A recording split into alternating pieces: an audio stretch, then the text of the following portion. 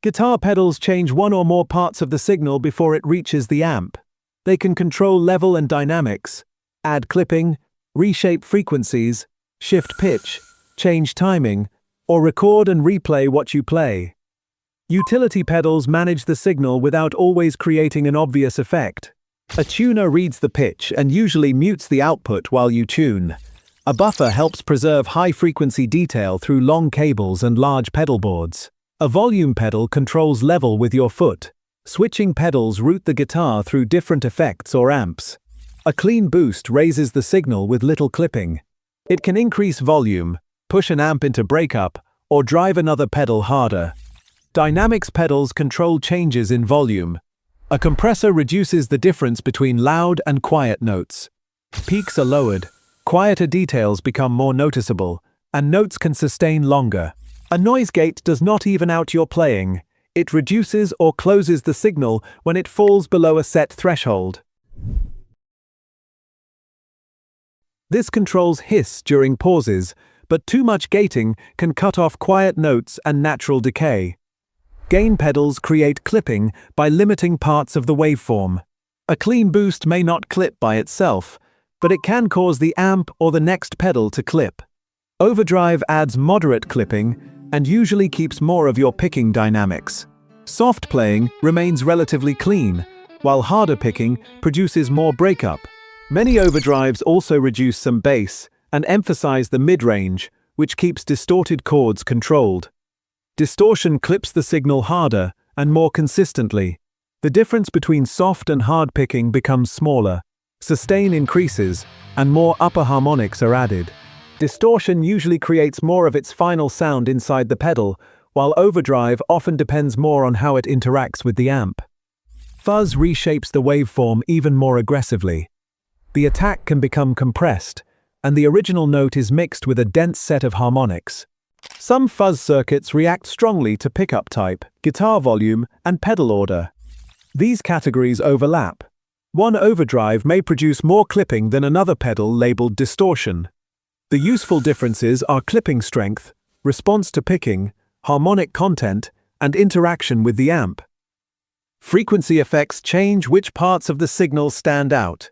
An equalizer divides the sound into frequency bands that can be boosted or cut. It can reduce muddy low mids, soften harsh treble, or change how a gain pedal reacts.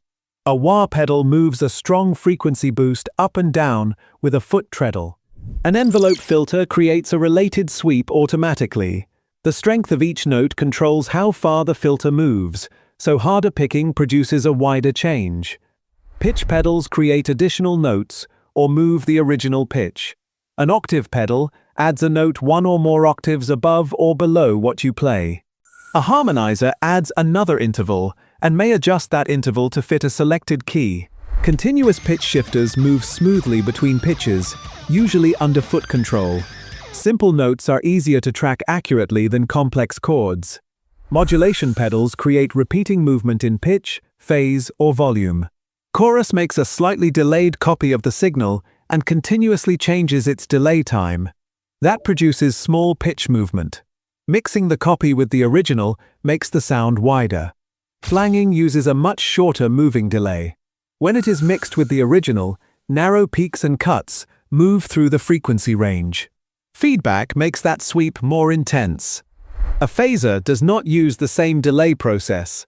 It shifts the phase of selected frequencies and mixes them back with the original signal. This creates moving frequency cancellations with a smoother and broader response than most flangers. Vibrato changes pitch directly over time.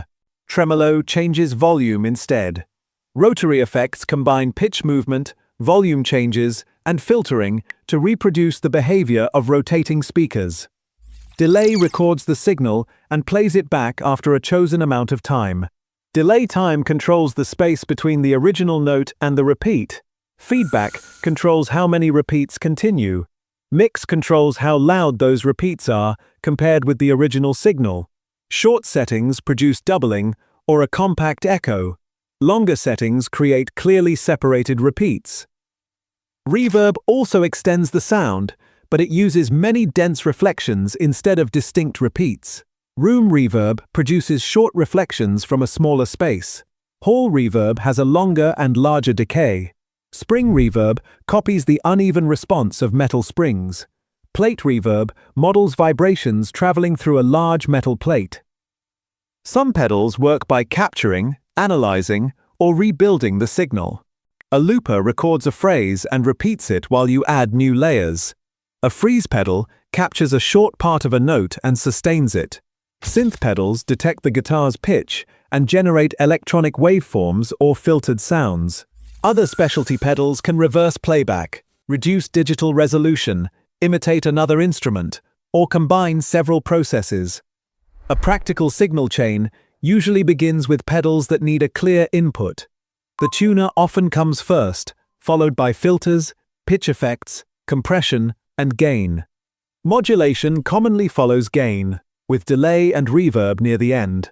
A noise gate usually sits near the noisy gain stages.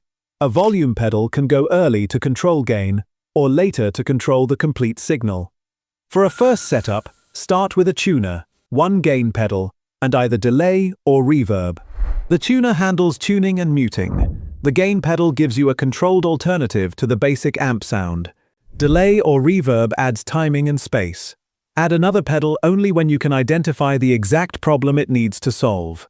That keeps the signal chain useful, predictable, and easy to control.